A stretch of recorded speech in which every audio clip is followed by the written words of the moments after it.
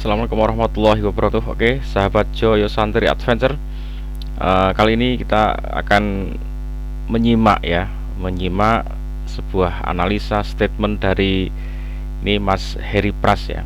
Di sini saya ingin menekankan sejak awal ya, sebelum kita menyimak, nanti kalian juga bisa menyimak versi lengkapnya di channelnya dia juga bisa.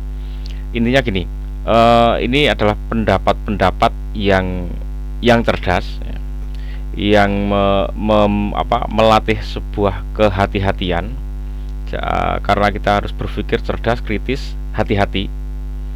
Tapi juga ada sisi lain yang kita menyimaknya itu juga tidak semuanya diambil plek gitu ya, karena ada sisi-sisi yang harus kita cermati. Kalau nggak hati-hati bisa sangat keras itu diterimanya, karena ini sebuah statement, sebuah pemikiran, jadi ada potensi benar juga ada potensi salah. Maka kita harus pelan-pelan dicerna dan ambil jalan tengahnya.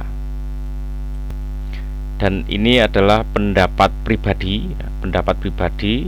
Kemudian kalau ada salah ya biasanya pendapat pribadi itu ya minta maaf, nanti minta maaf kalau memang salah.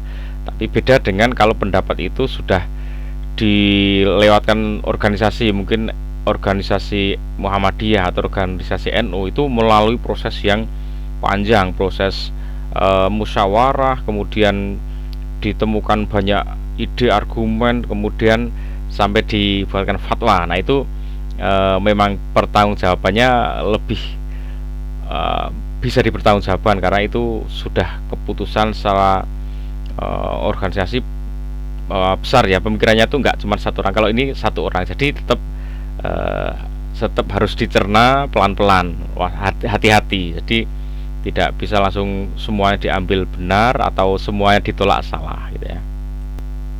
Oke, kita dengarkan. A'udzubillahi minasyaitonirrajim. Bismillahirrahmanirrahim.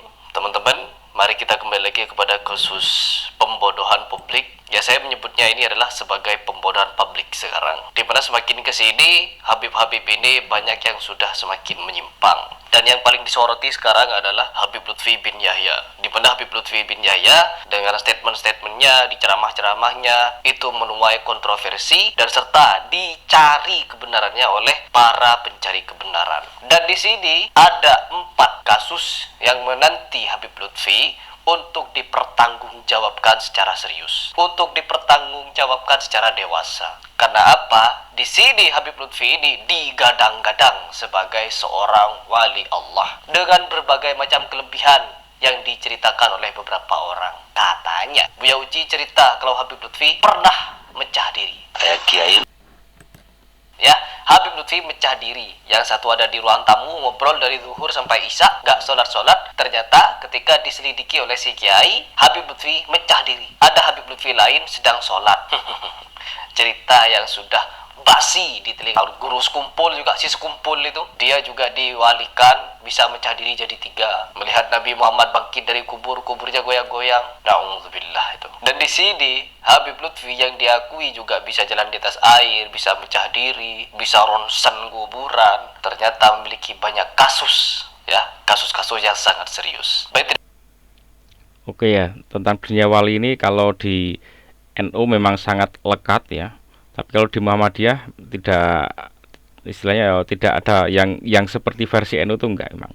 Jadi dunia wali itu sangat melekat di NU. Tapi ya mungkin bisa jadi beliau memang wali Allah, bisa jadi. Tapi kalau di Muhammadiyah dengan tidak ada istilah wali-wali itu memang menjadi sebuah kehati-hatian untuk tidak mengkultuskan seseorang. Tapi di NU dengan ada dunia wali itu jadi takzim terhadap orang yang alim, ya, orang yang berilmu, dan orang yang jadi menduga baik bahwa orang itu dekat dengan Allah, maka kita pun cinta dengan orang yang mencintai Allah. Jadi ya itu kalau di NU dan Muhammadiyah sudah menjadi sebuah perbedaan, tapi sudah menjadi sesuatu yang tidak terlalu diangkat dan dibentur-benturkan gitu ya. Kemudian ini juga pencarian kebenarannya juga dari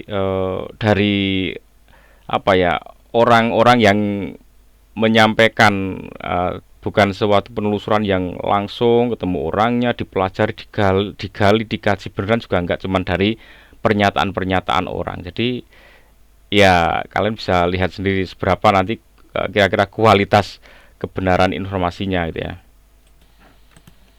Seperti apa 4 kasus yang tengah menanti Habib Lutfi untuk diklarifikasi?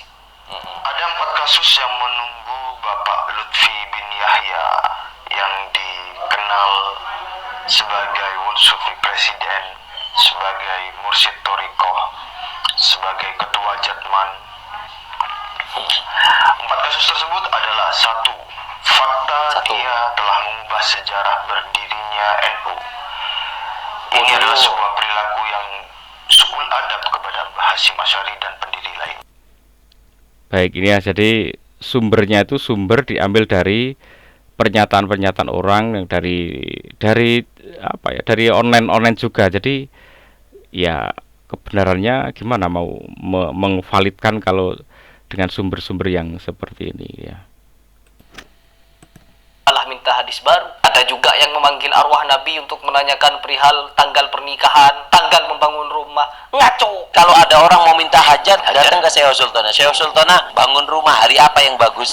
Sebentar, aku tanya ke Nabi. Masuk ke kamar, Nabi langsung ada. Ya Allah. Mau nikahkan anak.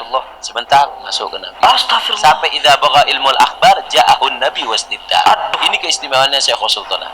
Ketika terjadi pembunuhan kepada Sayyidina Utsman, di situ terjadi konflik besar antara Muawiyah dengan Ali bin Abi Thalib. Terjadi sampai perang Siffin, teman-teman. Ratusan ribu umat berperang bunuh-bunuhan, terjadi perselisihan di situ. Kenapa? Ketika di masa perselisihan ini Rasulullah tidak hadir secara yaqozoh kepada Ali bin Abi Thalib, orang yang dikatakan diakui oleh kita umat terbaik. Wanita ini yang diceritakan oleh si Habib ini bisa bertanya apa saja kepada Nabi Muhammad tentang perkawinan. Nabi Muhammad bisa jawab. Tentang membangun rumah, Nabi bisa menjawab. Kenapa ketika perang Siffin tidak ada yang menanyakan kepada Nabi Muhammad? Karena itu lebih darurat daripada hanya membangun rumah atau dalam pelaksanaan perkawinan. Pakai akal logika. Untuk yang sesi ini masuk akal. Masa mau pernikahan, mau bangun rumah apa, tanya Nabi. Lah Nabi suruh jawab hajat orang yang sedunia, mau kawinan mau apa ya. Ya ini masuk akal gitu ya, masuk akal gitu. Dan semua yang dituntunkan Nabi itu kan sudah ada di hadis-hadisnya, di Al-Qur'an, di jabaran hadis itu sudah ada. Dan bahkan hal-hal yang penting zaman dulu terjadi peperangan yang besar itu kok nggak tanya Nabi gitu. Tanya arwahnya maksudnya.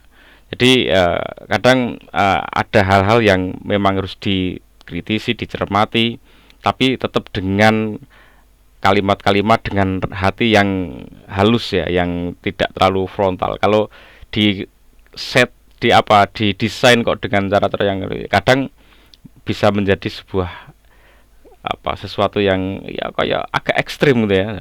Jadi ya tetaplah kritis, hati-hati, waspada, ini tetap dengan kesantunan yang baik. Itu jangan lupa bahagia ucapan alhamdulillah rabbil alamin. Wassalamualaikum warahmatullahi wabarakatuh.